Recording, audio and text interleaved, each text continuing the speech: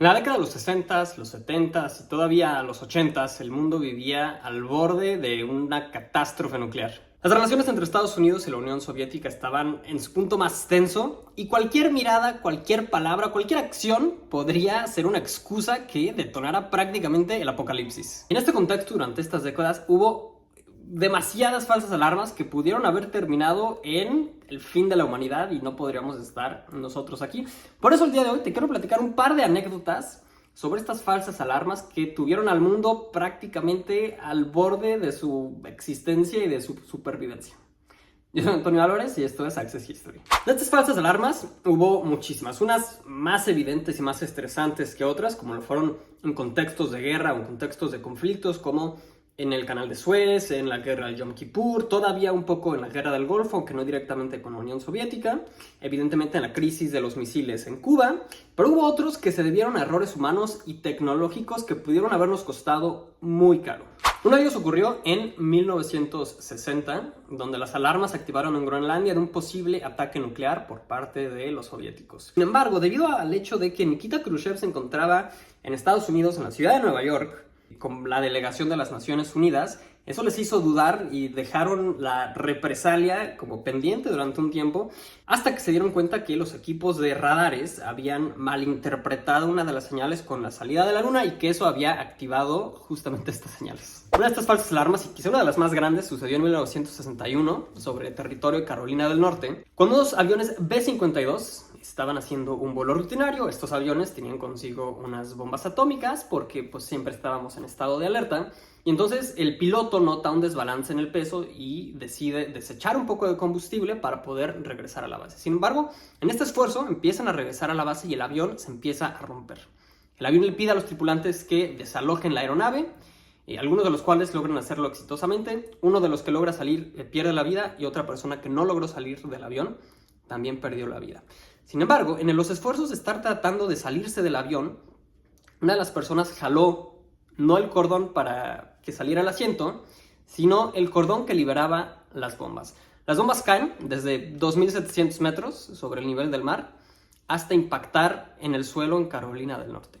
Sin embargo, resulta que al momento de estar armando las bombas atómicas, pues tienen como ciertos niveles y ciertas restricciones de seguridad. Uno de ellos no estaba bien, y ese único switch que no estaba bien armado al momento de ensamblar la bomba fue lo que evitó una catástrofe termonuclear en Carolina del Norte. Y un accidente muy parecido, un par de meses después todavía, pero sobre California. En 1962 tenemos una gran anécdota de otra falsa alarma. En 1962 tenemos otra gran anécdota de una falsa alarma de un ataque nuclear.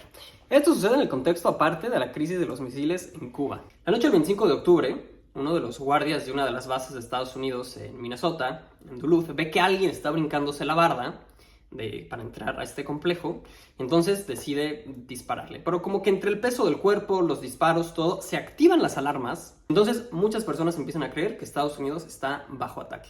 El politólogo Scott Sagan incluso dice que creía que ese momento estaba ya empezando el fin del mundo. Los pilotos empiezan a treparse ya a los aviones, estos están en modo de defensa súper preparados, pero mientras las maniobras de combate empiezan, alguien en la oficina logra contactar a Duluth y aprender que simplemente se había debido a un error. Pero esto ya en varios estados están preparándose, y entonces alguien logra meterse a las pistas de despegue de los aviones y estar flasheándoles con las luces para decirles que aborten la misión.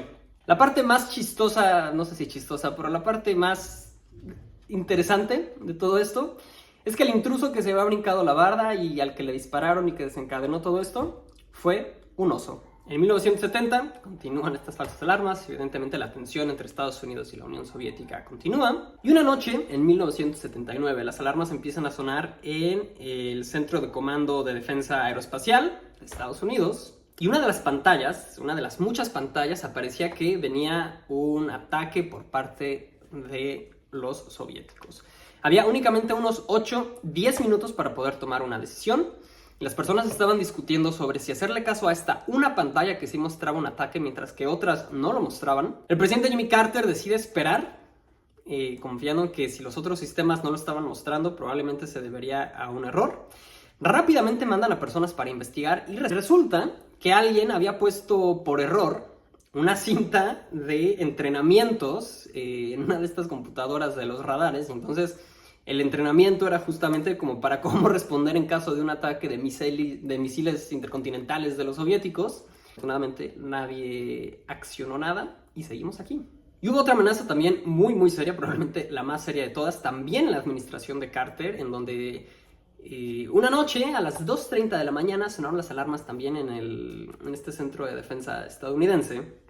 Y entonces Zbigniew Brzezinski, que era el consejero de seguridad nacional para Jimmy Carter, y lo levantan y le dice el militar que es muy probable que Estados Unidos esté a punto de recibir un ataque nuclear de 220 misiles. Y Brzezinski, a pesar de ser las 2:30 de la madrugada, le dice al capitán: necesito una confirmación real de esto. Entonces deja el teléfono y minutos después le contestan: señor consejero de seguridad, no son 220, son 2.200 misiles que vienen en camino hacia los Estados Unidos. Brzezinski, nuevamente con la cabeza fría y todavía medio somnoliento, le repite a su capitán: necesito una confirmación real de esto. Él relata que a pesar de ser las horas muy tempranas de la madrugada y de la inminente amenaza, decide no despertar a su esposa. Porque si realmente Washington estaba a punto de ser destruido, él prefería verla morir y verla en paz. Brzezinski llama entonces al presidente Carter para hablar de esta situación. Todo aparte sucede en cuestión de minutos. Entonces le llama a Carter, informarle acerca de esta situación, y después recibe otra llamada por parte del capitán militar para confirmarle que realmente se trataba de una falsa alarma. Y entonces resulta que estaban checando los sistemas para ver qué es lo que pudo haber sido, y resulta que había una pieza de una computadora que aparte costaba 40 centavos de dólar, y esta pieza estaba pues funcionando mal, y mandó esta alarma anunciando que había 2.000 misiles nucleares en camino para destruir Estados Unidos. Este chip defectuoso pudo haber hecho que todo terminara muy mal, porque aparte eran horas muy tempranas de la madrugada. Sin embargo, una lección muy importante de todo esto es cómo era el temperamento y las personalidades de los políticos antes, porque yo no creo que hoy en día tengamos políticos todavía que pudieran tener esa serenidad y esa calma y la manera en que tomaban decisiones y la manera en que toman decisiones actualmente. Hicimos a varios de los políticos, sobre todo de estos países más poderosos del mundo, la manera en que toman decisiones. Yo creo que sería muy diferente hoy en día si viviéramos una de estas falsas alarmas.